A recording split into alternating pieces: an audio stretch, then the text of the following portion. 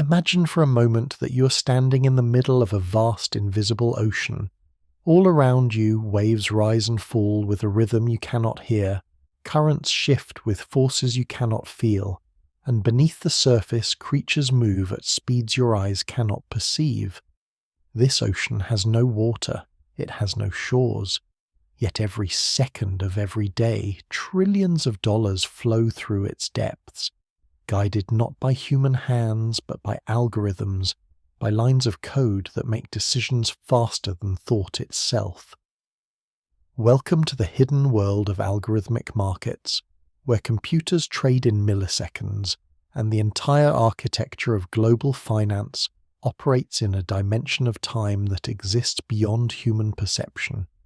Tonight, as you settle into wherever you are, I invite you to take a deep breath and drift with me into this strange and wondrous realm.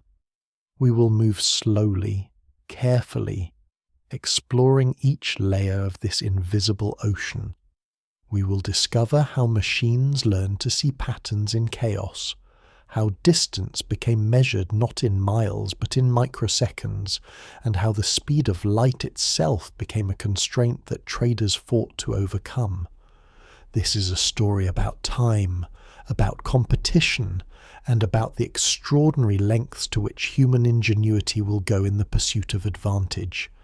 It is a story that unfolds in fractions of a second, yet its consequences ripple through economies, through retirement funds, through the financial foundations upon which modern life is built. Let us begin not with machines, but with a question that feels almost philosophical. What does it mean to trade? For most of human history, trading was a fundamentally physical act. A merchant would travel to a distant port, inspect goods with his own hands, negotiate face-to-face with another human being, and exchange currency or commodities in a transaction that might take hours or days to complete. The speed of trade was limited by the speed of human movement, by the pace of ships crossing oceans or caravans crossing deserts. Even as recently as the 1980s, trading on stock exchanges was still conducted by people standing on physical trading floors, shouting orders, waving hand signals, scribbling on paper tickets. But something profound began to shift in those years. The personal computer revolution was not just changing how people worked or communicated, it was beginning to change the very nature of markets themselves. In 1983, stock exchanges began introducing electronic trading systems, allowing orders to be entered and confirmed directly through computers.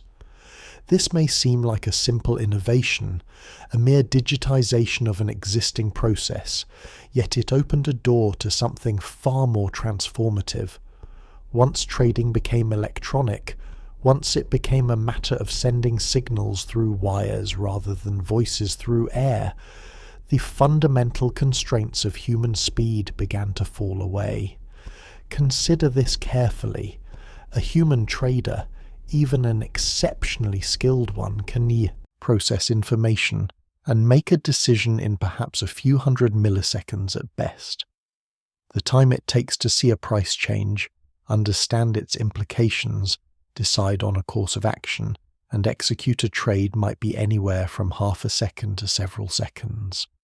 But a computer program, an algorithm designed specifically for trading, can perceive a change in market conditions, evaluate multiple possible responses, choose an optimal strategy, and execute a trade in microseconds. A microsecond is 1/1,000,000th of a second. In the time it takes you to blink your eyes, approximately 100 to 400 milliseconds, an algorithmic trading system can execute thousands of trades, each one calculated with mathematical precision, each one responding to market conditions that have changed and changed again in intervals too brief for human consciousness to register. The transformation did not happen overnight. Through the 1980s and 90s, electronic trading gradually became more sophisticated. Researchers and traders began to realize that if they could encode trading strategies into computer programs, they could not only execute trades faster, but they could also implement strategies of far greater complexity than any human could manage manually. An algorithm could monitor hundreds or thousands of securities simultaneously. It could detect correlations and patterns across different markets, different asset classes, different time zones. It could execute trades that were individually tiny but collectively massive, taking advantage of price discrepancies that might exist for only fractions of a second. By the late 1990s, a new breed of trading firm had emerged. These were not traditional investment banks or brokerage houses. They were often small, secretive operations founded by mathematicians, physicists, and computer scientists. One of the most legendary among these was Renaissance Technologies, founded by James Simons, a mathematician who had made fundamental contributions to geometry and theoretical physics before turning his attention to financial markets. Renaissance established the Medallion Fund in 1988, built on mathematical models developed by Leonard Baum and expanded by algebraist James Axe. The fund sought to find correlations in market data, patterns that were not random but were close enough to random that extracting value from them required extraordinary analytical sophistication. What Renaissance discovered, and what they proved over the subsequent decades, was that markets contain countless tiny inefficiencies. Prices do not move in perfectly random ways. There are patterns, correlations, momentary imbalances between supply and demand that create opportunities for profit. But these opportunities are often vanishingly small, perhaps a fraction of a cent per share, and they exist for only brief moments before the market adjusts. To exploit such opportunities requires two things above all else. First, the ability to identify the patterns through massive data analysis and sophisticated statistical models. Second, the ability to act on those patterns faster than anyone else. This is where speed becomes not just an advantage, but the very essence of the strategy. In traditional investing, an investor might buy a stock and hold it for months or years, betting on the long-term growth of a company. But in algorithmic trading, particularly in the subset known as high-frequency trading, the holding period might be seconds or even less. The profit on any individual trade might be microscopic, but if you can execute millions of trades, each one capturing a tiny edge, those microscopic profits accumulate into enormous returns. Renaissance Technologies' Medallion Fund achieved average annual returns of over 60% before fees for more than 2 decades, one of the most extraordinary track records in the history of finance. But to understand how this is possible, we must dive deeper into the mechanics of how these systems actually work. Imagine that you are building an algorithmic trading system from scratch. You would begin with data, vast quantities of data. Price data for every security you might want to trade, updated not just minute by minute but tick by tick, capturing every single transaction that occurs in the market.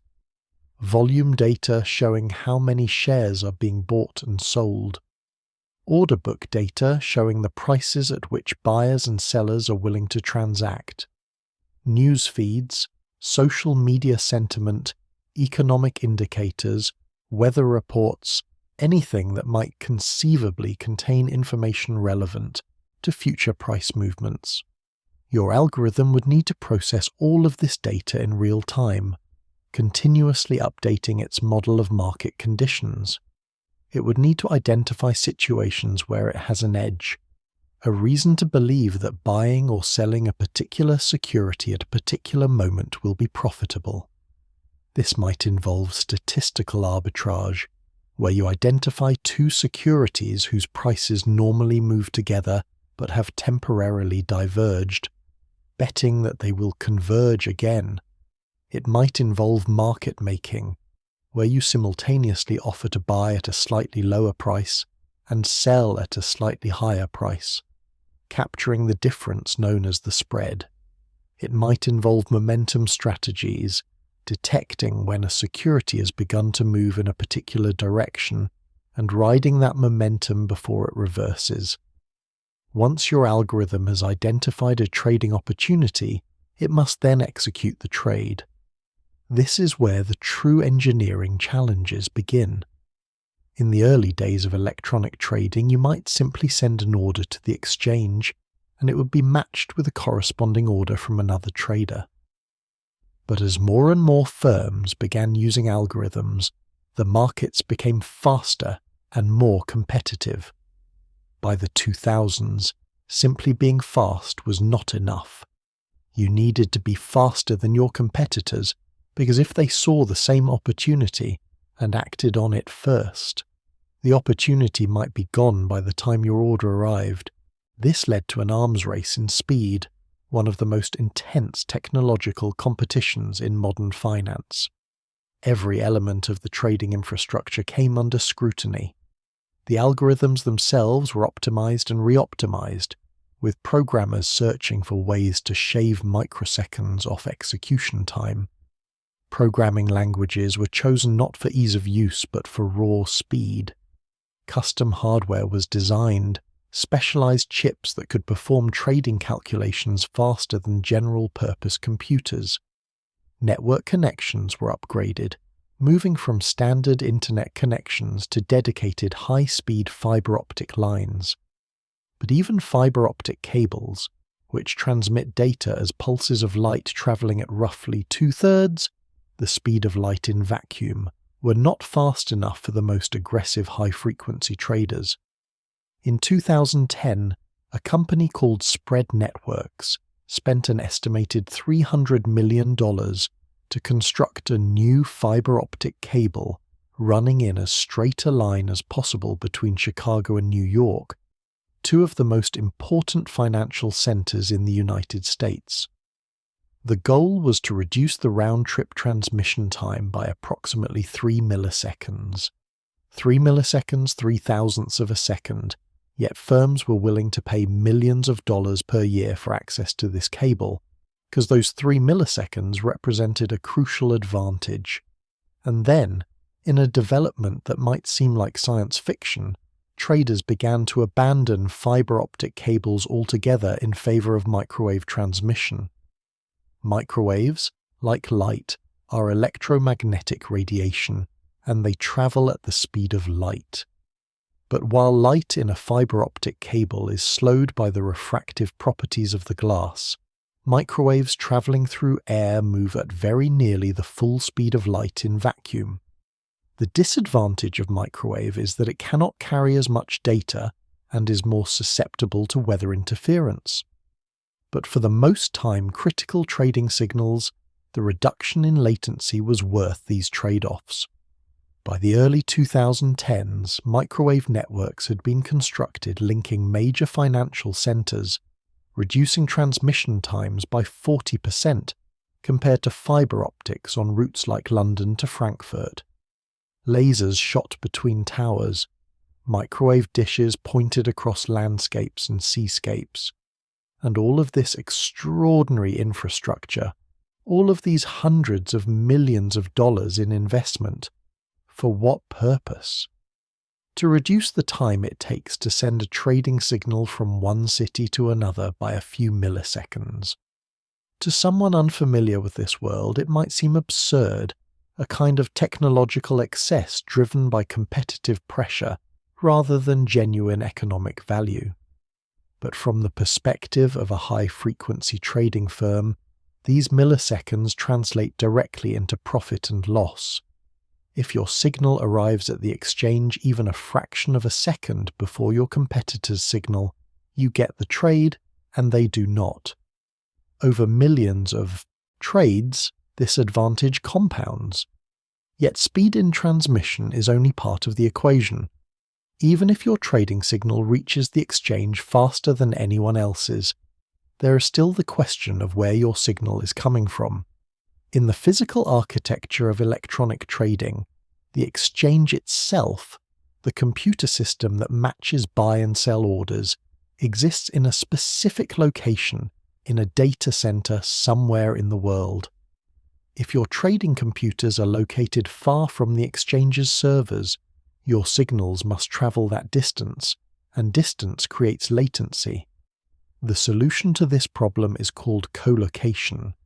Colocation means placing your trading servers in the same data center that houses the exchange's matching engine, often in the same room, sometimes just meters away. This minimizes the physical distance that trading signals must travel, reducing latency to the absolute minimum possible given the speed of light. Stock exchanges began offering colocation services in the late 2000s, renting out space in their data centers to high-frequency trading firms. The National Stock Exchange in India introduced colocation in 2009. The Bombay Stock Exchange followed in 2011. In the United States, Nasdaq and other major exchanges all offer colocation, with firms paying substantial fees for the privilege of positioning their servers as close as possible to the exchange infrastructure. The numbers involved in colocation latency are almost difficult to comprehend. A modern colocation setup can achieve round-trip latency, the time for an order to go from the trading server to the exchange and for a confirmation to return, of less than 50 microseconds. 50 microseconds is 50 millionths of a second. In 2011, cutting-edge trading systems could react to market events in about 5 microseconds. By 2019, some systems were reported to have reaction times of 42 nanoseconds. A nanosecond is 1 billionth of a second. At these timescales, we're approaching the fundamental limits imposed by physics. The speed of light in a vacuum is approximately 300 million meters per second, which means that light travels about 30 centimeters, roughly 1 foot, in 1 nanosecond. A trading system with a 40 nanosecond reaction time is operating in a regime where the physical length of wires and circuits becomes a meaningful constraint. What does it feel like to operate in such a world? For the humans who build and oversee these systems, it is a strange kind of abstraction. The actual trading happens far too fast for human perception or intervention. A trader cannot watch the market and decide when to execute. Instead, the trader's role is to design the algorithm, to set the parameters that govern its behavior, to monitor its performance over longer timescales of minutes or hours, and to adjust the strategy when market conditions change or when competitors adapt. The trading itself occurs in what might be called algorithmic time, a dimension of temporal experience that is entirely separate from human time. To make this vivid, imagine that you could somehow perceive the world at the timescale of a high-frequency trading algorithm. A single second of human time would stretch out into what felt like 11.5 days. Events that occur a millisecond apart would seem separated by nearly 16 minutes. The blink of an eye, which takes perhaps 200 milliseconds for a human, would unfold over a month in your altered perception. In this strange extended temporality, you would see the stock market as an ever-shifting landscape of numbers, prices flickering up and down millions of times, patterns appearing and dissolving, opportunities emerging and vanishing. You would see orders flowing into the exchange like rivers, branching and merging, some of them genuine expressions of investor intent, others placed by algorithms as part of complex strategies, some designed to test the market's response, to probe for hidden liquidity, or to mislead competitors. Because yes, in this high-speed world, deception and strategy become possible in entirely new ways. One of the most controversial practices in algorithmic trading is called spoofing.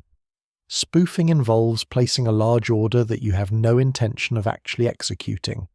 The purpose is to create a false impression of market demand or supply to trick other traders, including other algorithms, into reacting to what appears to be significant buying or selling pressure.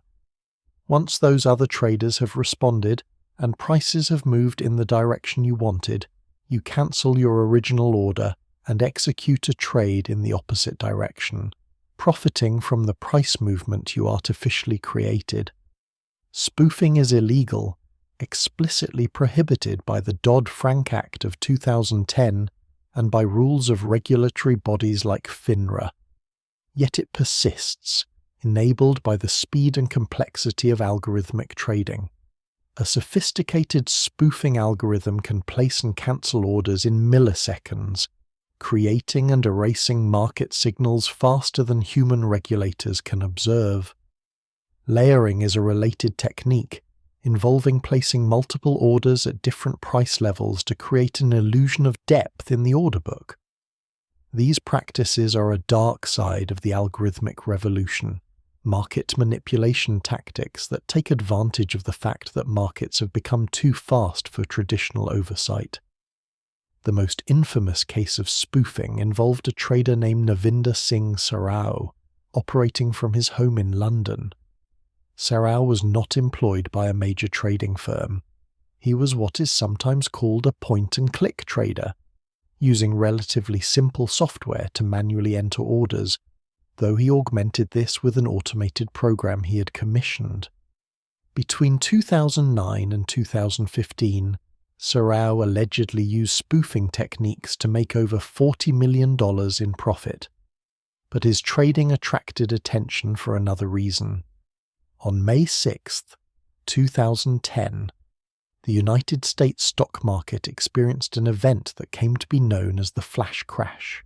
That afternoon started like many others, with markets showing some volatility due to concerns about European sovereign debt, particularly fears of a default by Greece. Around 2:45 in the afternoon Eastern Time, a large institutional investor initiated a program to sell a substantial position in E-mini-S and P500 futures contracts, a common stock index derivative. The sale was executed using an algorithm designed to target a specific trading volume rather than a specific time or price.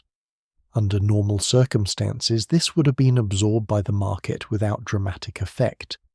But on this particular day, market conditions were already fragile, and high-frequency trading algorithms detecting the large selling pressure began to react. Some algorithms started selling as well, either because they interpreted the initial selling as a signal of declining prices ahead, or because they were executing strategies that aimed to avoid holding positions during periods of high volatility. Other algorithms, particularly those engaged in market making, which normally would have provided liquidity by offering to buy, instead withdrew from the market. Within minutes, this created a cascading effect. More selling led to lower prices, which triggered more algorithmic selling, which led to even lower prices. Liquidity, the ability to execute trades without dramatically moving prices, essentially evaporated. In just over 30 minutes, the Dow Jones Industrial Average dropped nearly 1,000 points, erasing approximately $1 trillion in market value. Individual stocks exhibited bizarre behavior. Some shares of major companies briefly traded for pennies, while others traded for prices of $100,000 or more, clearly erroneous values that could only occur in a market that had temporarily lost its coherence, and then, almost as suddenly as it had begun, the crash reversed. By 3:00 p.m., cooler heads, both human and algorithmic, began to step back into the market. Prices recovered almost all of their losses.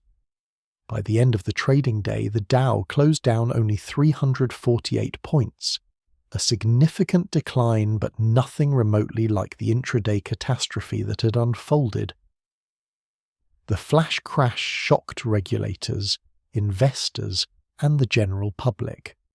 It seemed to reveal that modern financial markets had become fundamentally unstable, vulnerable to sudden crashes triggered by the complex interactions of algorithms operating at inhuman speeds.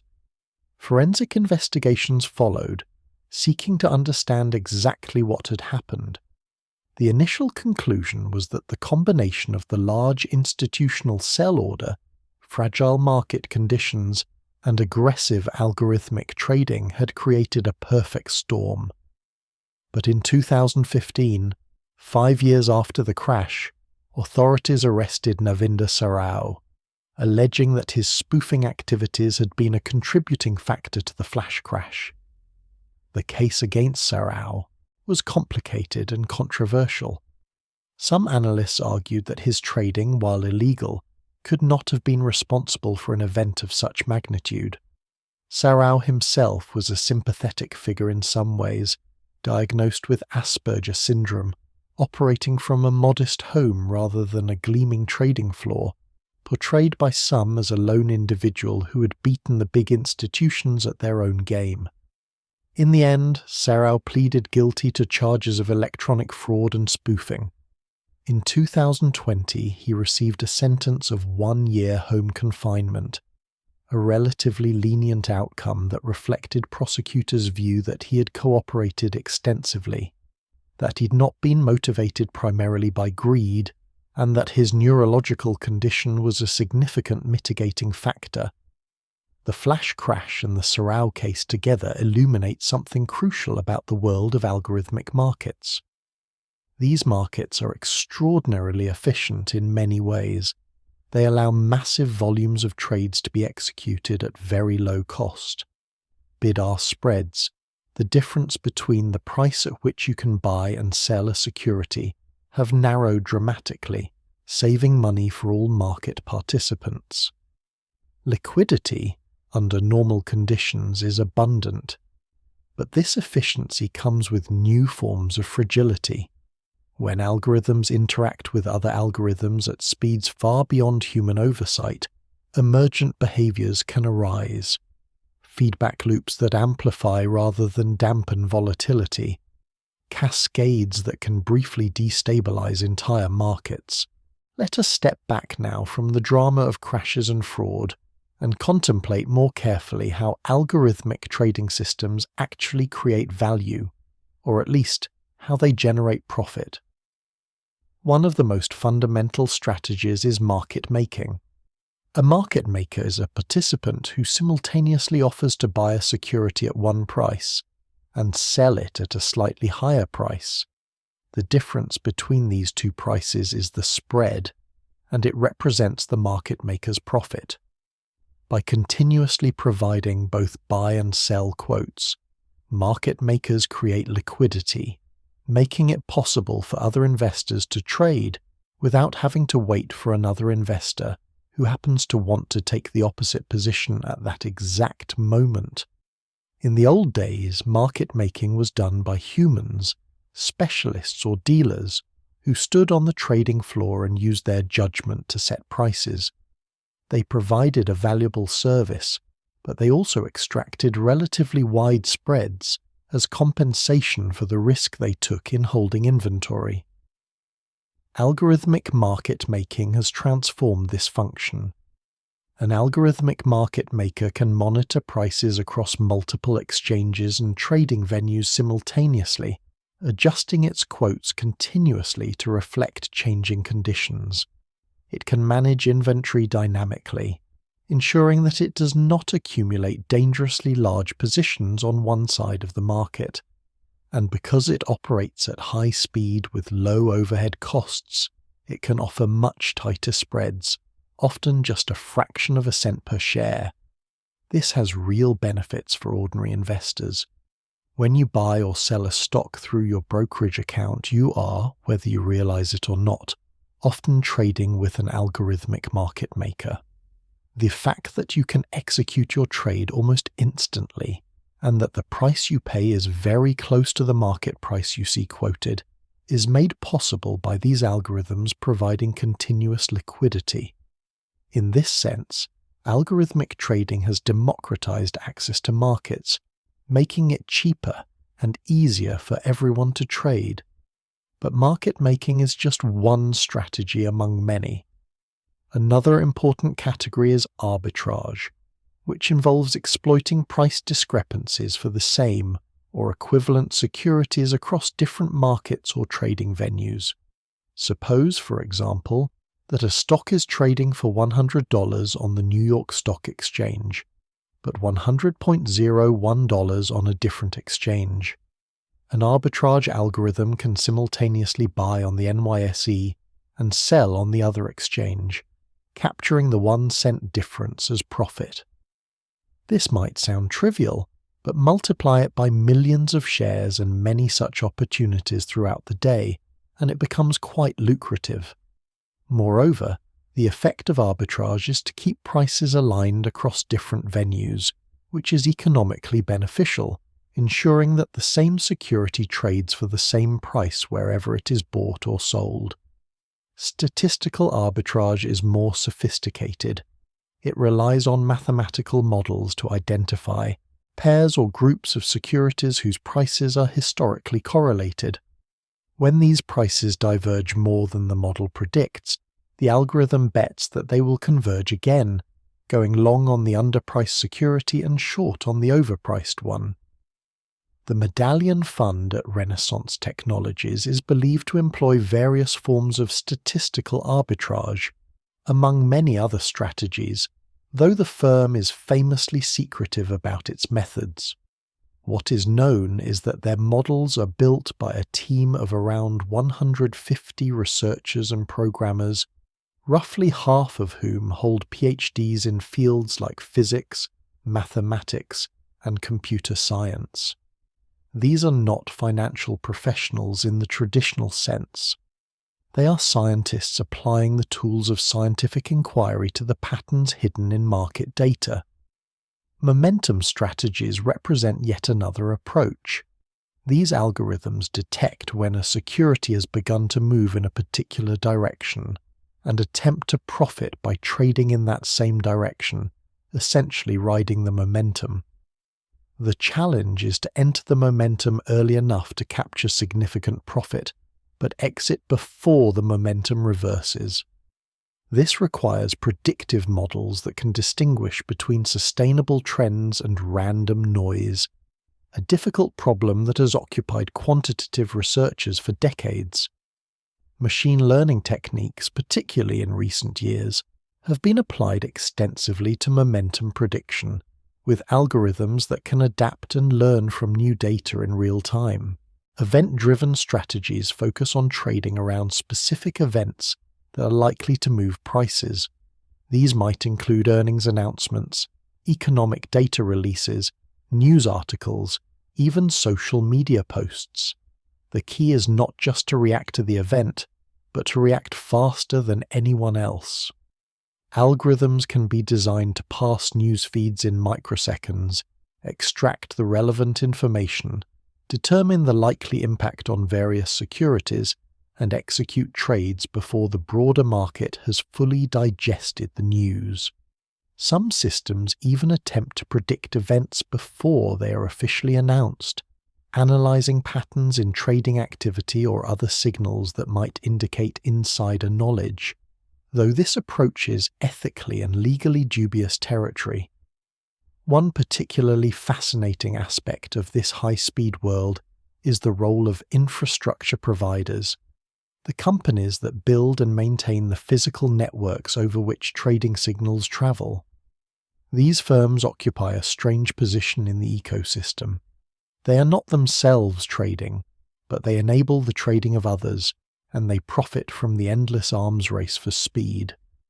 Consider the microwave network operators, companies like McKay Brothers or Perseus Telecom, who have constructed towers spanning hundreds of miles to provide line-of-sight microwave links between financial centers. The economics of these networks are driven entirely by high-frequency trading.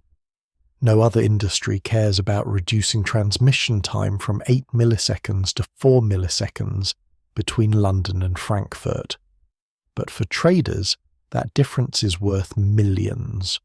Or consider the data center operators who provide colocation services. These facilities are engineering marvels in their own right, designed to provide maximum reliability and minimum latency. They feature redundant power supplies, multiple network connections, elaborate cooling systems to prevent the servers from overheating, and physical security to protect the extraordinarily valuable hardware inside. A single rack of colocation space close to an exchange's matching engine might rent for tens of thousands of dollars per month. The data centers themselves are often located in unassuming buildings, their exteriors giving no hint of the billions of dollars in trading activity occurring inside. The global reach of algorithmic trading is another dimension worth considering. While the most intense competition occurs in the largest and most liquid markets, particularly US equities, algorithmic strategies have spread to virtually every financial market in the world. Futures, options, foreign exchange, commodities, bonds, all of these asset classes now see substantial algorithmic participation. The percentage of trading volume attributable to high-frequency trading varies by market and over time, but in US equities, it has been estimated that HFT firms, representing only about 2% of all trading firms, account for roughly 73% of equity trading volume. That is an astonishing concentration of activity in the hands of a small number of highly specialized participants. Different markets present different challenges and opportunities for algorithms.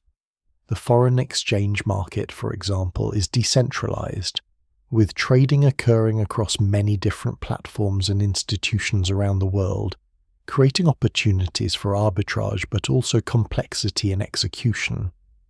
Commodities markets have their own peculiarities, with prices influenced by weather, geopolitical events, supply chain disruptions. Bond markets, particularly government bonds, are among the largest financial markets in the world, and algorithmic trading in these markets has grown substantially, though it still lags equities in terms of penetration. The rise of algorithmic trading has also raised profound questions about market structure and regulation. Traditional regulations were designed for markets where humans made trading decisions, where there was time for deliberation, where manipulative practices like pump and dump schemes operated over days or weeks. But how do you regulate a market where decisions are made in microseconds? How do you detect and prevent manipulation when orders can be placed and cancelled faster than any human can observe? How do you ensure fairness when success depends increasingly on technological capacity that is accessible only to the wealthiest, most sophisticated market participants? Regulators around the world have struggled with these questions. In the United States, the Securities and Exchange Commission has implemented various measures aimed at increasing transparency and stability in algorithmic markets. These include circuit breakers, which pause trading if prices move too rapidly, and enhanced audit trails that record detailed information about every order and cancellation, allowing investigators to reconstruct what happened during events like the flash crash.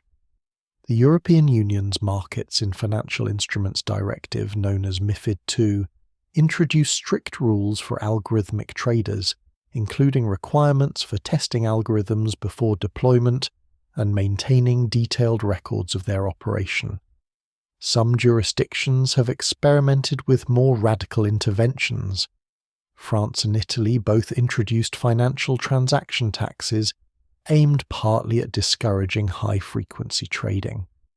The argument is that HFT, while providing some benefits in terms of liquidity and tight spreads, may not contribute proportionately to social welfare given the massive resources devoted to it.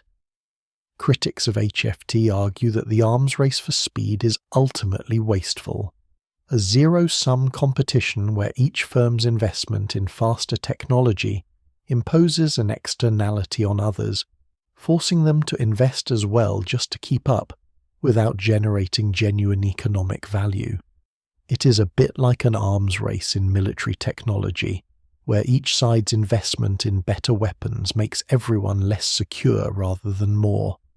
Defenders of algorithmic trading counter that these criticisms misunderstand the nature of the value being created. Tighter spreads and abundant liquidity are not trivial benefits. They reduce the cost of capital for companies, make it easier for investors to adjust their portfolios, and contribute to more efficient price discovery. The process by which markets aggregate dispersed information into prices. Moreover, the technological innovations driven by trading, from high-speed networks to advanced algorithms, often find applications in other domains. The techniques developed for analyzing market data can be applied to problems in logistics, in operations research, in any context where large volumes of data must be processed quickly to make decisions. The philosophical question at the heart of all this is what markets are for. Are they purely mechanisms for allocating capital, to be judged solely on their efficiency? Or do they have social and ethical dimensions that cannot be reduced to economic metrics? There is something unsettling to many people about the idea of markets operating at speeds far beyond human comprehension, driven by algorithms whose logic is proprietary and opaque. It feels like a loss of human agency, a sense that the economy has become something autonomous, something that operates according to its own inhuman logic. Yet perhaps this is not so different from other technological revolutions. The invention of the printing press changed the nature of knowledge and communication in ways that people at the time found unsettling. The Industrial Revolution transformed labor and production, with consequences both liberating and alienating. The Internet has created new forms of connection and new forms of manipulation. In each case, technology opened up new possibilities and new problems, and societies had to adapt, to develop new norms, new regulations, new ways of thinking about what had changed. Algorithmic trading is part of this larger pattern, a technological shift that has irrevocably altered the landscape of finance, with effects that are still unfolding. Let us now consider some of the specific firms that have been at the forefront of algorithmic trading, beyond Renaissance technologies which we have already discussed. Citadel, based in Chicago, is one of the largest and most successful hedge funds in the world, managing tens of billions of dollars. Citadel Securities, a related but separate entity, is a major market maker, reportedly handling around 40% of all retail equity trading volume in the United States. The firm was founded by Ken Griffin, who began trading from his Harvard dorm room in the late 1980s, using algorithms to exploit inefficiencies in convertible bonds. Today, Citadel employs thousands of people, many of them with advanced degrees in quantitative fields, and operates some of the most sophisticated trading infrastructure in existence. Virtu Financial is another prominent player, notable for its remarkably consistent profitability. The firm has claimed that it was profitable on over 1,500 consecutive trading days at one point, a streak that is almost statistically impossible for a traditional investment strategy, but reflects the nature of algorithmic market making. Virtu trades across multiple asset classes and regions, using algorithms to provide liquidity and capture small profits on enormous volumes. The firm went public in 2015, offering a rare glimpse into the financials of a high-frequency trading operation. Its success illustrates that while HFT is highly competitive, it is also, for the most successful practitioners, reliably profitable. Jump Trading, DRW, GTS, 2 Sigma, IMC Financial, these and other firms form an elite community of quantitative trading houses. They tend to be private, secretive about their strategies, and intensely focused on recruiting top talent.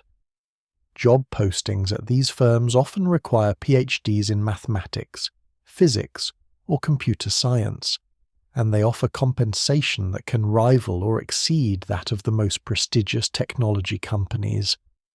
The culture is one of relentless optimization, where even small improvements in algorithm performance or execution speed can translate into millions of dollars of additional profit. The secrecy surrounding these firms is not just about protecting competitive advantage, though that is certainly a major factor. It also reflects a degree of public relations concern. High-frequency trading is not popular with the general public, and there have been several books and articles critical of the practice, most notably Michael Lewis's Flash Boys, which portrayed HFT firms as parasites extracting value from ordinary investors. The industry has pushed back against this characterization, arguing that the critics misunderstand how markets work and ignore the benefits that algorithmic trading provides. But the debate continues, and it is unlikely to be resolved anytime soon. One of the more technical but important aspects of algorithmic trading is the concept of latency arbitrage. This occurs when different market participants have access to information at different speeds. For example, suppose a large buy order is placed for a stock on the New York Stock Exchange. This information is disseminated to market participants, but it does not reach everyone simultaneously. A high-frequency trading firm with co-located servers and the fastest data feeds will learn about the order microseconds before a slower participant. In that brief window, the HFT firm can execute trades based on the knowledge that demand for the stock has increased, buying shares on other exchanges or from slower traders before they realize that the price is about to rise. Is this front-running, the illegal practice of trading ahead of a customer order, using non-public information? Legally, it is not considered front-running because the information, once the order is placed on the exchange, is public, even if it reaches different participants at different times. But ethically, it is a grey area. The HFT firm is not providing liquidity or contributing to price discovery in any meaningful way.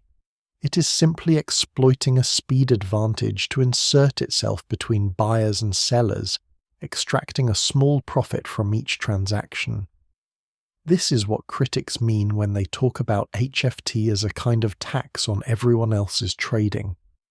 Defenders would argue that this is just how markets work, that prices are fundamentally about information, and that being faster to act on information has always been a source of profit in markets. In the 19th century, the Rothschild banking family famously used carrier pigeons to get news of Napoleon's defeat at Waterloo before other investors, allowing them to profit on the subsequent market movements. Is high-frequency trading really any different in principle? It is faster, certainly, and more technologically sophisticated, but the underlying logic is the same. Information has value, and those who can act on it quickly will profit. Still, there is something qualitatively different about speed measured in microseconds versus speed measured in hours or days. When information reaches different participants within hours of each other, the slower participant still has time to think, to analyze, to decide whether to trade or not. When information reaches participants within microseconds of each other, the slower participant has no meaningful opportunity to respond. They are simply at a disadvantage, structurally unable to compete. This raises questions about whether such markets are truly fair, or whether they have become bifurcated into a two-tier system where those with the fastest technology play a fundamentally different game than everyone else. the arms race in speed has also led to situations that border on absurd.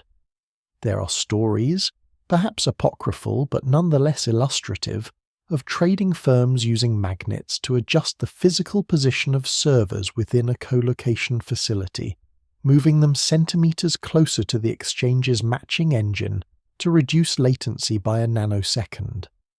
There are accounts of firms studying the exact path that electrical signals take through cables, optimizing not just the distance but the routing to minimize any possible delay.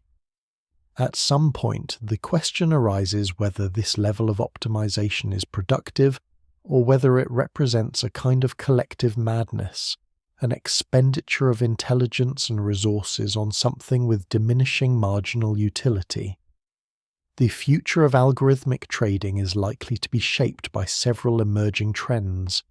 Artificial intelligence and machine learning are already being integrated into trading algorithms, allowing them to adapt and learn from new data in ways that earlier generations of algorithms could not.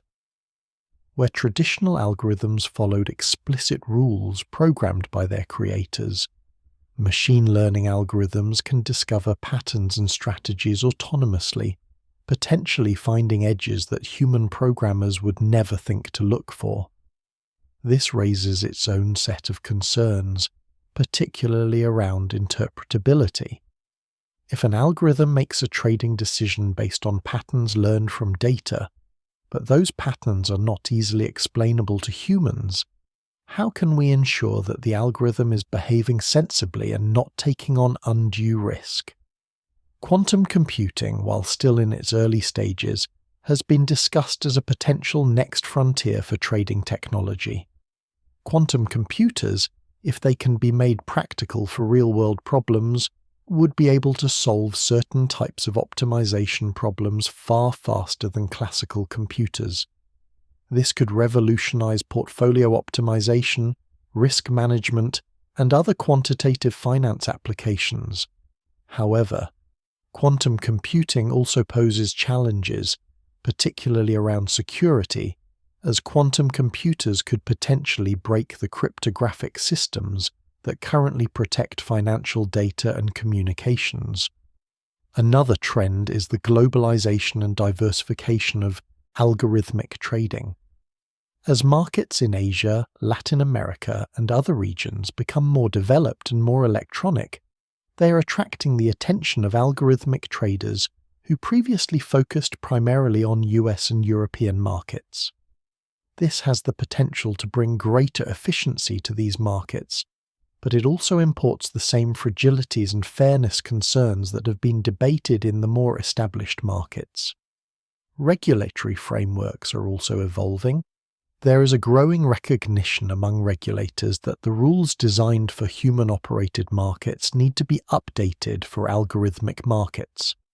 This includes not just rules about what kinds of trading practices are allowed, but also requirements for testing algorithms, for maintaining kill switches that can immediately halt a malfunctioning algorithm, for ensuring that firms have adequate risk controls in place. Some regulators are exploring the use of their own algorithms to monitor markets, creating a kind of algorithmic surveillance that can operate at the same speeds as the trading itself. The relationship between algorithmic trading and retail investors is complex. On one hand, as we have discussed, algorithms provide liquidity and narrow spreads, making it cheaper for everyone to trade. On the other hand, sophisticated institutional investors and hedge funds have access to tools and technologies that retail investors do not, creating an uneven playing field.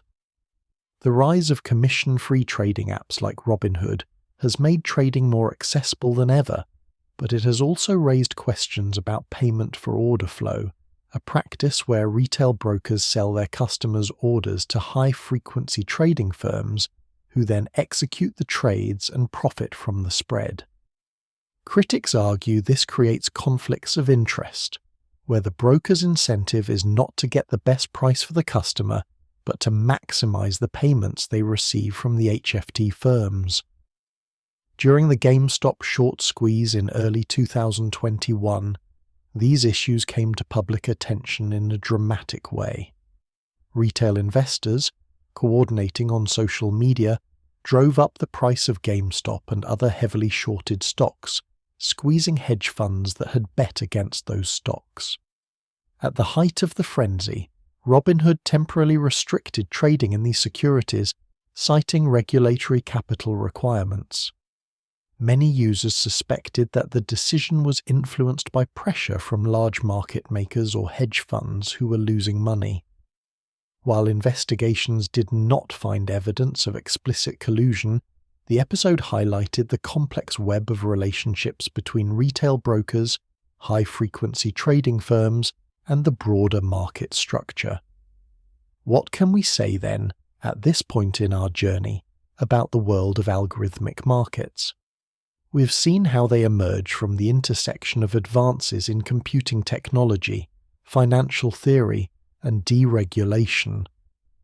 We have seen how the quest for speed has driven an extraordinary arms race, pushing the limits of physics and engineering. We've explored the strategies that algorithms employ, from market making to arbitrage to momentum trading. We have encountered the firms and individuals who have succeeded spectacularly in this domain, as well as those who have crossed legal lines. We have considered the benefits that algorithmic trading brings in terms of efficiency and liquidity, and also the concerns about fairness, stability, and the concentration of technological advantage. But there is still more to explore. We have not yet fully delved into the mathematical and statistical underpinnings of algorithmic trading, the models and theories that inform how algorithms make decisions. We have not examined in detail the role of risk management, how trading firms control the enormous risks that come with executing millions of trades. We have not considered the broader economic and social implications, how the nature of capital markets affects the allocation of capital in the real economy, the funding of businesses, the savings and retirements of ordinary people. Let us pause here, in this calm space, and take a breath. The world we've been exploring is one of frantic activity, of machines making millions of decisions per second, of fortunes won and lost in the blink of an eye. But from our vantage point, moving slowly through the story, we can see it with clarity, without the noise and confusion that would overwhelm us if we were immersed in it directly.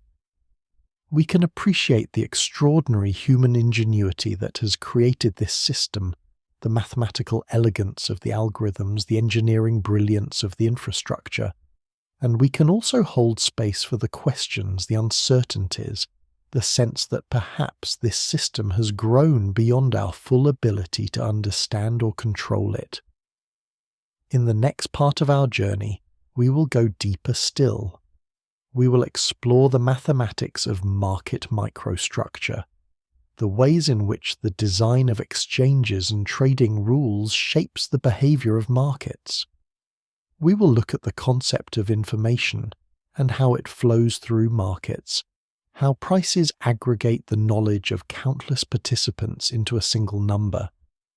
We will consider the psychological and behavioral dimensions, the ways in which human emotions and biases, even when expressed through algorithms, continue to shape market dynamics. In the quiet that surrounds you now, I invite you to imagine something that might at first seem abstract, but will soon reveal its profound importance. Imagine that you are standing in a vast library, a library that contains not books but numbers. Every shelf, every row stretches into infinity, and on each shelf are sequences of numbers representing prices.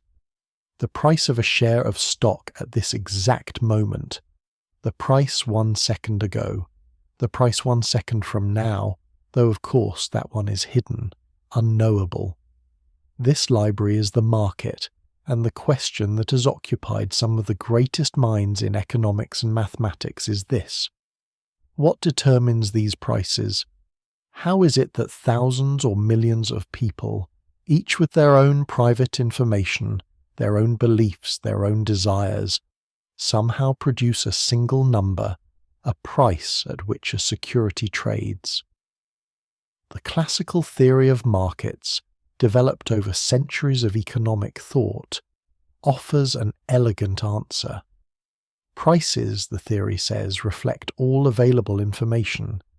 This is the efficient market hypothesis, and in its strongest form it suggests that it is impossible to consistently achieve returns above the market average, because any information that would allow you to predict future prices is already incorporated into current prices. If good news about a company emerges, investors will immediately buy its stock, driving up the price until it reflects the new information. If bad news emerges, they will sell, driving the price down. The market, in this view, is a kind of information processing machine, aggregating the dispersed knowledge of all participants into prices that represent the collective best estimate of value. But if markets are truly efficient, how can algorithmic traders consistently make money? This is not a trivial question. If prices already reflect all information, there should be no patterns to exploit, no inefficiencies to capture.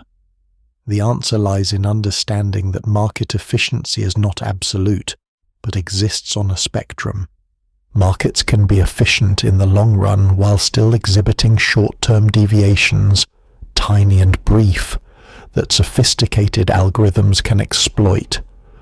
Moreover, markets are efficient precisely because people and algorithms are constantly trying to find and exploit inefficiencies.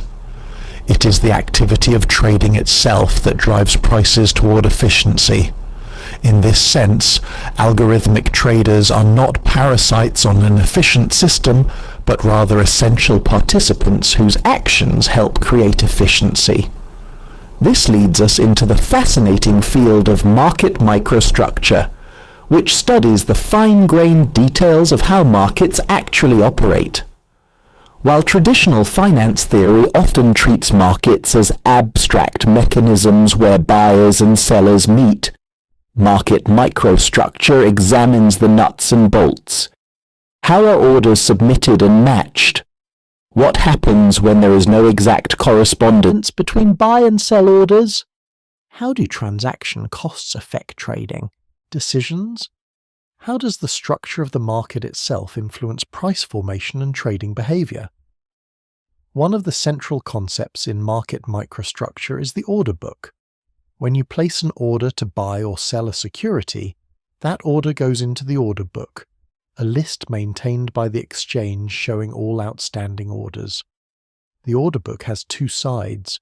The bid side shows orders to buy, with the highest bid, the highest price anyone is currently willing to pay, at the top. The ask side shows orders to sell, with the lowest ask, the lowest price anyone is willing to accept, at the top. The difference between the highest bid and the lowest ask is the bid-ask spread, and it represents a kind of friction cost in the market. Market orders execute immediately at the best available price, consuming liquidity from the order book. If you place a market order to buy 100 shares, you will buy them from whoever is currently offering to sell at the lowest price. Limit orders, by contrast, do not execute immediately, but instead enter the order book at a specified price.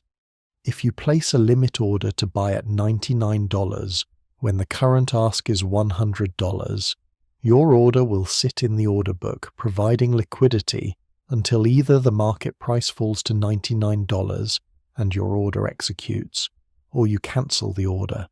The dynamics of the order book are extraordinarily rich. At any given moment, the order book contains information about supply and demand at different price levels. A deep order book, with many orders at many price levels, suggests strong liquidity. A thin order book suggests that even moderate-sized trades could move prices significantly. Algorithmic traders study the order book intensively, looking for patterns and signals. They might notice, for example, that when a large order appears on one side of the book, it tends to be followed by price movements in a particular direction. Or they might detect hidden orders, large institutional trades that are being executed slowly over time to avoid moving the market too much. The exchange itself, the platform that maintains the order book and matches buy and sell orders, has enormous influence over market behavior through the rules it implements. One critical design choice is the matching algorithm. The most common approach is price-time priority. Orders are matched first by price, with the best prices executing first, and then by time, with earlier orders at the same price executing before later orders. This seems fair and straightforward, but it creates a powerful incentive for speed. If you want your order to be first in line at a particular price, you need to submit it before anyone else, which means you need to be fast. Some exchanges have experimented with alternative matching rules. A frequent batch auction, for example, collects orders over a brief interval, perhaps a few milliseconds, and then matches them all simultaneously at a single price that maximizes the volume traded. This eliminates the advantage of being a few microseconds faster than someone else, because all orders submitted during the batching interval are treated equally. Proponents argue that this reduces wasteful investment in speed and makes markets fairer. Critics worry that it could reduce liquidity or create new forms of gaming as traders try to time their order submissions relative to the auction boundaries. Another important aspect of market structure is the proliferation of trading venues. In the United States, a single stock might trade on the New York Stock Exchange, NASDAQ, BATS, and a dozen other exchanges and alternative trading systems, not to mention dark pools, private trading venues where orders are matched away from public exchanges. This fragmentation creates opportunities and challenges. Opportunities, because small price differences between venues create arbitrage possibilities. Challenges, because finding the best price now requires searching across many venues, and regulations like Regulation NMS in the US require brokers to ensure that their customers' orders are executed at the best available price across all venues. A task that is extremely complex when prices are changing in microseconds. Algorithmic traders have developed sophisticated order routing algorithms to navigate this fragmented landscape. These algorithms must decide not just whether to buy or sell, but where to buy or sell, taking into account the prices, liquidity, and latency associated with each venue. They must also consider the strategic implications of revealing their trading intentions. If you submit a large buy order on one exchange, other traders might see this and front-run you on other exchanges, buying ahead of you and then selling to you at a higher price. To avoid this, institutions often break large orders into many smaller pieces, executing them gradually, perhaps using algorithms with names like TWAP, time-weighted average price, or VUOP, volume-weighted average price, which spread the execution over time to minimize market impact. The concept of market impact is crucial. When you trade, especially in large quantities, you move the price. If you buy, your buying pressure tends to push the price up. If you sell, you push it down. For small trades, the impact is negligible, but for large trades it can be substantial, and it represents a cost over and above the bid-ask spread and any commissions. Sophisticated traders model market impact carefully, using historical data to estimate how much a trade of a given size will move the price, and then optimizing their execution strategy to minimize this cost. This is an area where algorithms excel, because they can continuously adjust the pace of execution in response to real-time market conditions. Now let us turn our attention to the mathematics that underlies trading algorithms. At the most fundamental level, an algorithm is making predictions. It is predicting that if it executes a certain trade now, it will be profitable, either because the price will move in a favorable direction, or because it can capture a spread, or because it can exploit some temporary inefficiency. These predictions are based on models, and the models are based on data and on assumptions about how markets behave. One of the simplest and most powerful ideas in quantitative finance is mean reversion. This is the observation that many time series, including financial prices, tend to fluctuate around some average level, and when they deviate from that average, they tend to revert back. If a stock's price moves significantly above its recent average, mean reversion suggests it will likely fall back toward the average. Mean reversion can be statistically simple, like a rolling average, or much more complex, involving cointegration and the relationship between multiple securities. Many algorithmic strategies exploit the tendency of prices to return to a mean, betting that short-term deviations will not persist indefinitely. For instance, if two stocks historically move together but temporarily diverge in price, an algorithm might buy the lower price stock and sell the higher, wagering that their prices will converge. A contrasting approach involves trend following, where algorithms seek to ride persistent movements rather than betting on a return to normal. Instead of expecting reversals, these models scan for momentum, looking for upward or downward trends rooted in collective behaviors, news events, or shifts in sentiment. Some of the simplest trend-following systems might use moving averages, such as buying when the short-term average crosses above the long-term average. More advanced systems take into account volatility, relative strength, and even non-financial data sources. Algorithms also employ arbitrage strategies, exploiting temporary price discrepancies between markets or instruments. Imagine two exchanges trading the same stock, but for a few milliseconds there's a price mismatch. An algorithm detects this and simultaneously buys the cheaper and sells the more expensive, capturing the spread.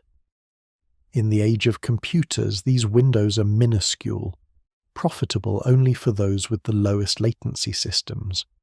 Risk management is as integral to algorithmic trading as prediction. Every automated system must continuously assess the market's volatility, adjust position sizes, set stop-loss limits, and manage the complex interplay between multiple open orders. Mathematical models like value at risk, VAR, quantify potential losses, while sophisticated portfolio optimization tools, like those based on modern portfolio theory, help distribute risk across numerous trades. Backtesting, the process of evaluating a strategy's past performance on historical data, provides some confidence, though it is never a guarantee against future loss. Behind these mathematical and statistical frameworks are programming languages, platforms, and infrastructure. Most modern trading algorithms are written in languages like Python, C++, or Java. Python, favored for its readability and wealth of data science libraries, is widely used for research and rapid prototyping. High-frequency strategies, where every microsecond matters, often demand C++ for its execution speed and ability to interface closely with exchange APIs and system hardware. Order management systems route, modify, and cancel thousands of orders per second, integrating with exchanges and data providers across the globe. The architecture of algorithmic systems is both technological and organizational. Teams of quantitative analysts, known as quants, devise the mathematical models. Software engineers translate these into code, iteratively refining to squeeze out every bit of computational efficiency. DevOps specialists maintain the servers, networks, and data feeds. Even small hardware changes, like a marginally faster network card, can mean the difference between success and obsolescence. Most large trading floors now resemble high-security tech facilities more than traditional brokerage offices, reflecting the convergence of finance and engineering at the very core of algorithmic markets. Despite all this sophistication, the foundation of algorithmic trading remains data. Endless streams of market prices, sizes, news events, and alternative sources like weather feeds or satellite imagery. Data scientists process, clean, and structure this information, searching for signals hidden in the noise. Sometimes, a profitable strategy might be found in something as counterintuitive as shipment traffic patterns or weather-related disruptions to supply chains. Other times, it's in the arcane relationships between bond yields and currency movements. The raw materials of the market are more abundant and multidimensional than ever. The algorithms that can derive meaning from this flood hold the greatest power. As algorithms grow more advanced, employing techniques from machine learning and artificial intelligence, they're increasingly able to adapt to changing conditions. Early algorithms depended on fixed rules and parameters. If X happens, do Y. Modern machine learning algorithms, by contrast, can recognize subtle, nonlinear patterns, adjust themselves autonomously, and even anticipate regime shifts, those moments when the entire character of a market changes abruptly. For instance, reinforcement learning algorithms use simulated environments to continually improve, much like player characters learning from repeated practice in a game, except the stakes are millions of dollars. Yet, all this ambition brings risks, not just for individual firms but for markets as a whole. Complex, interconnected systems can exhibit what scientists call emergent behavior, where the whole becomes unpredictable and potentially unstable. A malfunction in a single algorithm, or the simultaneous response of hundreds of algorithms to the same event, can trigger flash crashes or liquidity crises. Thus, many markets now require trading firms to have automated kill switches, programmatic overrides that immediately halt all trading if certain risk thresholds are breached, preserving stability in the face of unforeseen events. Beyond coding and hardware, regulation continues to evolve in response to this brave new world. Markets and governments face the challenge of ensuring transparency and fairness without stifling innovation. In the United States, regulations such as the SEC's Regulation National Market System, Reg NMS, aim to ensure that all investors have access to the best available prices. In Europe, MiFID II places stringent requirements on algorithmic trading firms, demanding rigorous testing, record-keeping, and safeguards.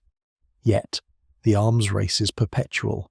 New rules, new strategies, new countermeasures. And so, the invisible ocean persists, currents of data, billions of orders, and the hum of servers in windowless rooms, all orchestrated by the relentless drive to be first, to know just before others know, to act in milliseconds or less. The frontier of algorithmic markets is always moving, always uncertain, forever challenging the limits of mathematics, technology, and human imagination. Markets once defined by brokerage brokers and trading pits are now landscapes of silent supercomputers, autonomous agents negotiating trades at speeds and scales unfathomable in decades past. The shift is psychological as well as practical. Emotion-driven, manual decision-making gives way to the discipline of code, the trust in automation over personal instinct. For some, this offers relief, a systematic approach less swayed by fear, greed, or fatigue. For others, it is strange, unsettling, a distancing of self from the financial choices that can shape a life. The rise of automated trading for retail investors is especially notable. Now, expert advisors and bots install with a few clicks. Platforms like MetaTrader have democratized access, allowing traders to develop and implement their own strategies, or subscribe to highly rated models developed and tested by global communities. Transparency is increasingly prioritized. A system cannot gain trust unless risk is well managed and results are clear. New tools allow traders to monitor their own exposure continually, while backtesting features become standard, offering confidence before real capital is deployed. Platform accessibility breeds innovation. Open-source frameworks and collaborative digital communities encourage independent programmers and small firms to build bespoke solutions, driving truly grassroots advances in algorithmic finance. In this collaborative environment, new ideas are rapidly prototyped, instantly shared, and constantly honed by feedback. The artificial walls between retail and institutional trading have largely vanished. What remains is the question of who can build the best model, who can iterate fastest. Yet as technology evolves, so too does the regulatory environment. Laws once drafted for slow, human-centered markets now must contend with the opacity of deep neural networks. Legislatures debate new standards of algorithmic fairness, transparency, accountability. The EU, for example, is drafting laws to govern AI in trading, demanding that models explain their decisions and risks and prove compliance before being released into the wild. In the United States and elsewhere, regulators require kill switches, audit logs, and robust evidence that systems are tested and secure against manipulation or failure. The future thus is one of convergence. Finance, technology, data science, and law intertwine more tightly than ever. Quantum computing and blockchain are not just buzzwords, but new rails on which market infrastructure evolves. Personalized AI advisors become plausible, managing individual portfolios with minimal human direction and adapting continually to the user's goals, risk appetite, and social preferences. ESG, environmental, social, and governance factors, are integrated natively, as tomorrow's AI tools help shape responsible and sustainable investment decisions. It is a gentle revolution, and yet a profound one. With every advance, the lag between knowledge and action perpetually diminishes. Deep learning engines interpret language, sentiment, images, and even audio, drawing insight from corners of the digital world only recently connected to the pulse of capital. Adaptation becomes as vital as prediction.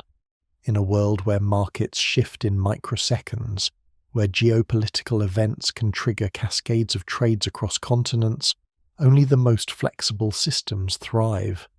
Consider the implications. Where once it was said that, in the long run, markets are efficient, it is now true that markets are not merely efficient, but adaptive, each innovation becoming part of the landscape, each challenge spawning a new solution. For the trader lying awake at night, algorithmic markets offer both reassurance and risk. With greater automation comes less human error, but also the necessity to trust machines, to believe in the robustness of systems not always fully understood. It is a dialogue between human and machine, between past and present, between intention and outcome. In this ongoing narrative, one truth remains: the pace of change will not slow. As AI absorbs more data, as quantum and cloud technologies become embedded, as regulation and transparency improve, the inner life of markets grows not simpler, but ever more intricate, interwoven, full of new opportunity and new uncertainty. The world of algorithmic trading is now less a hidden ocean and more a living system, an emergent field where advantage does not confer security, but merely the need to adapt once again. Let us pause here, in reflection. The unseen hands that now shape liquidity, direct capital, balance risk, and discover advantage are powered by the ceaseless ambition to better predict, to faster execute, to deeper understand. It is a world at once gentle and relentless, comforting in its order and yet thrilling in its perpetual transformation. As we drift on, we find ourselves anew. The listener, the trader, the coder, the investor, all are part of this story. Sitting quietly, watching screens glow as the sun rises, you bear witness to the invisible, unending tide of innovation that now moves the world's capital, millisecond by millisecond. As we bring this quiet journey to its close, let us pause beside the gentle flow of this technological river, its currents growing swifter with each passing year. By 2025, algorithmic trading is not just a specialized tool for financial titans, it is the invisible framework animating most of the world's markets, from Frankfurt to Singapore. Artificial intelligence now drives nearly 89% of all trades, and the global market for algorithmic trading is set to surpass $24 billion, up dramatically from just a decade prior. The character of this world is marked by more than just speed. Deep learning models, neural networks, and reinforcement learning have replaced static rule-based systems. Algorithms read not only price charts, but also interpret news feeds, social media, and alternative signals in real time. Big data has become their unending wellspring, while new infrastructure, cloud computing, quantum systems, blockchain, offers almost unfathomable scale and flexibility. Adaptive strategies are now the norm, continuously learning from experience, correcting themselves in real time, and shaping their own risk profiles with multi-layered protections. For individual investors, the psychological landscape has shifted. The fear and euphoria so long entwined with human decision-making now take a back seat to measured probability and systematic adjustment. What once required a team of quants and millions in hardware now exists within reach of anyone who wants to participate. AI-powered advisor bots, backtesting tools, and inexpensive execution networks serve both retail and institutional traders. The barrier to entry, the professional mystique, has faded. The focus for many is now on transparency, safety, and capital protection. Algorithms can monitor thousands of trades per second, enforce strict drawdown limits, and run tens of thousands of scenario tests before ever touching the live markets. Yet, with these advances arrive new questions. Regulators worldwide are crafting policies that demand explainability from machine learning models, robust audit trails, and real-time risk monitoring. The need for transparency has never been greater as artificial intelligence becomes both the architect and the steward of modern markets. Decentralized finance platforms bring another revolution, leveraging blockchain to create trustless markets and autonomous trading agents with little to no human input. Bespoke, open-source frameworks have flourished, enabling even small firms and independent coders to compete on a global stage. No longer shadowed by the dominance of proprietary giants, the horizon continues to expand. Tomorrow's market will be shaped by quantum-enhanced algorithms, seamless integration of environmental and social data, and the rise of fully autonomous wealth managers. Markets, once noisy with the sound of human commotion, now hum quietly with the resonance of code. Still, the purpose, allocation of capital, balancing of risk, discovery of price, remains unchanged, simply accelerated and refined. In this modern world, to trade is to participate not just in finance, but in a vast ongoing experiment at the frontiers of technology, mathematics, and society. So, wherever you are, wide awake or drifting gently into thought, Know that the gentle tide of innovation moves all around you. As you listen, the algorithms work ceaselessly, shaping the market's unseen rhythms and inviting you, should you wish, to be a part of the evolving, ever more open world of trading in milliseconds.